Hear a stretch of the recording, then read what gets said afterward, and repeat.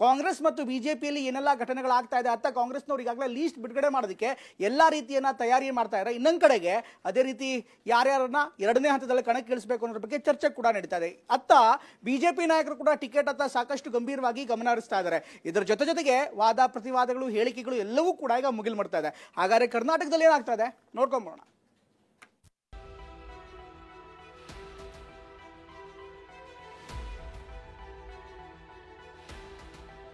ವಯಸ್ಸಿನ ಕಾರಣದಿಂದ, ಆರೋಗ್ಯದ ಕಾರಣದಿಂದ ಸ್ಪರ್ಧೆ ಮಾಡಲ್ಲ.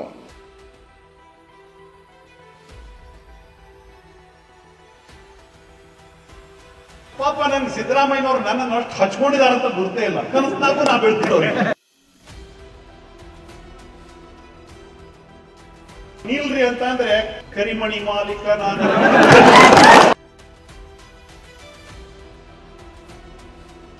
ಲೋಕಸಭಾ ಅಖಾಡ ದಿನದಿಂದ ದಿನಕ್ಕೆ ರಂಗೇರ್ತಿದೆ. ಹುರಿಯಾಳುಗಳನ್ನ ಹುಡುಕಲು ಕಾಂಗ್ರೆಸ್, ಬಿಜೆಪಿ ಹರಸಾಹಸ ಪಡ್ತಿವೆ. ರಾಜ್ಯದಲ್ಲಿ ಯಾವ ಕ್ಷೇತ್ರಗಳಲ್ಲಿ ಯಾರು ಕಣಕ್ಕಿಳಿತಾರೆ ಅನ್ನೋ ಕುತೂಹಲ ಜೋರಾಗಿದೆ. ಜಾತಿ ಲೆಕ್ಕಾಚಾರದಲ್ಲಿ ಪಕ್ಷಗಳು ರಣತಂತ್ರಗಳನ್ನ ಮಾಡ್ತಿವೆ.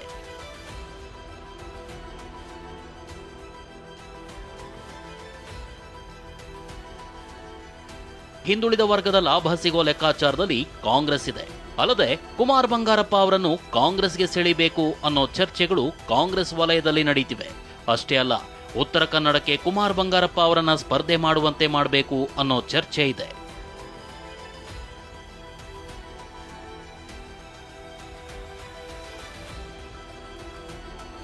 ಅಂದಹಾಗೆ ಕುಮಾರ್ ಬಂಗಾರಪ್ಪ ಬಿಜೆಪಿಯಿಂದ ಅಂತರ ಕಾಯ್ದುಕೊಂಡಿದ್ದಾರೆ. ಬಿಜೆಪಿ ಆಯೋಜಿಸಿದ್ದ ಈಡಿಗ ಸಮಾವೇಶದಿಂದಲೂ ಕುಮಾರ್ ಬಂಗಾರಪ್ಪ ದೂರವಿದ್ರು. ಇದೇ ಅಂಶದ ಆಧಾರದ ಮೇಲೆ ಕುಮಾರ್ ಬಂಗಾರಪ್ಪ ಪರ ಕಾಂಗ್ರೆಸ್ ಒಲವು ತೋರ್ತಿದೆ. ಅಲ್ಲದೆ ಉತ್ತರ ಕನ್ನಡ ಲೋಕಸಭಾ ಕ್ಷೇತ್ರಕ್ಕೆ ಕುಮಾರ್ ಬಂಗಾರಪ್ಪ ಹೆಸರು ಪ್ರಸ್ತಾಪಿಸಿದೆ. ಕುಮಾರ್ ಬಂಗಾರಪ್ಪ ಅವರನ್ನ ಕರ್ತಂದ್ರೆ ಹೆಚ್ಚಿನ ಲಾಭದ ನಿರೀಕ್ಷೆ ಇದೆ. ಹಿಂದುಳಿದ ವರ್ಗದವರ ಲಾಭ ಸಿಗೋ ಲೆಕ್ಕಾಚಾರದಲ್ಲಿ ಕಾಂಗ್ರೆಸ್ ಇದೆ. ಕುಮಾರ್ ಬಂಗಾರಪ್ಪ ಪ್ರಭಾವದಿಂದ ಶಿವಮೊಗ್ಗದಲ್ಲಿ ಗೀತಾ ಅವರಿಗೂ ಲಾಭವಾಗೋ ನಿರೀಕ್ಷೆ ಇದೆ.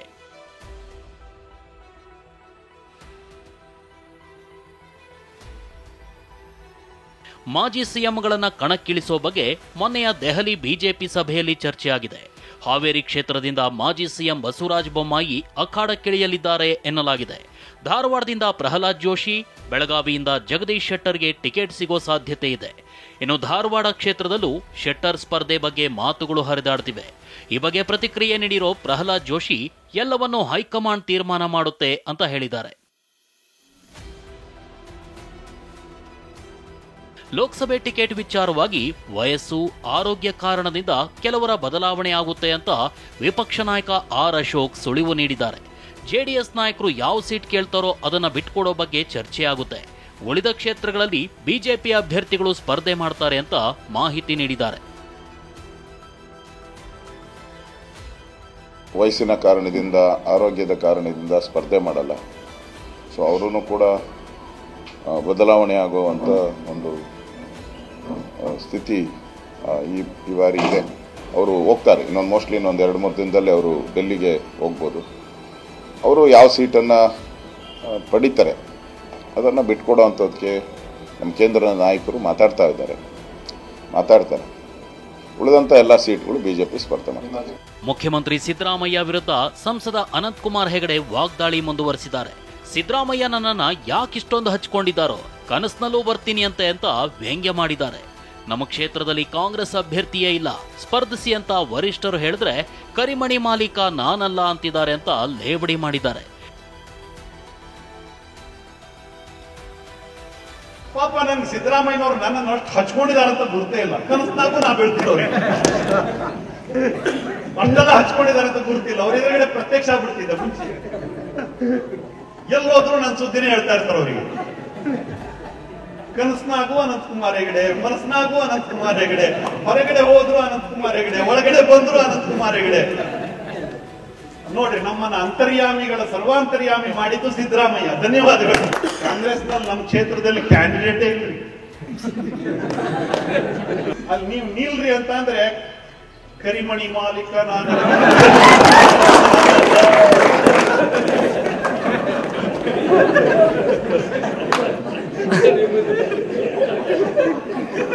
ಹೊಡೆದೇ ಹೊಡಿತಾರ. ನೀವು ನಿಲ್ರಿ. ಮಂತ್ರಿಗಳ ಮೇಲೆ ನೀವು ಗೆಲ್ಲಬೇಕು, ನೀವೇ ನಿಲ್ಬೇಕು ಅಂತ ಹೇಳ್ತಾರೆ. MLA-ಗಳ ಮೇಲೆ ನೀವು ನಿಲ್ಬೇಕು, ನೀವು ಗೆಲ್ಲಬೇಕು ಅಂತಾರೆ. ಪದಾಧಿಕಾರಿಗಳ ಹತ್ರ ನೀವು ನಿಲ್ಬೇಕು, ಗೆಲ್ಲಬೇಕು ಅಂತಾರೆ.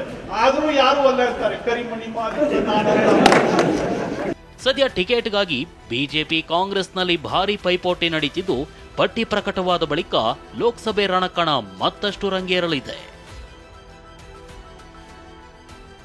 Bureau report, TV9.